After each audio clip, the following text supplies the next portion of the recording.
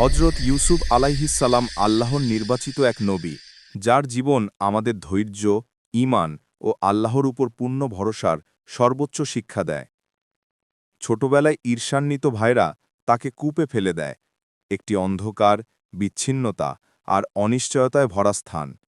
কিন্তু ইউসুফ আলাইহিসসালাম হতাশ হননি। তিনি জানতেন আল্লাহ তার সঙ্গে আছেন।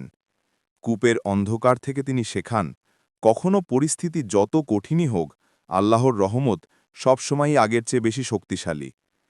দাস হিসাবে বিক্রি হওয়া, মিথ্যা অপবাদে কারাবাস, জীবনের প্রতিটি ধাপেই তিনি ধৈর্য ধরেছেন, অভিযোগ করেননি। কারণ তিনি বিশ্বাস করতেন, আল্লাহ যে পরীক্ষা দেন তার পেছনেই আছে মহৎ কোনো পরিকল্পনা। অবশেষে সেই ইউসুফ আলাইহিসসালামই মিশরের শাসন ক্ষমতায় আসীন হন। যারা তার সাথে অবিচার করেছিল তাদেরও তিনি ক্ষমা করে দেন। ইউসুফ আলাইহিসসালামের জীবন তাই আমাদের শেখায়, ধৈর্য শুধু কষ্ট সহ্য করা নয়, বরং আল্লাহর উপর সর্বক্ষণ ভরসা রেখে উত্তম চরিত্র বজায় রাখা।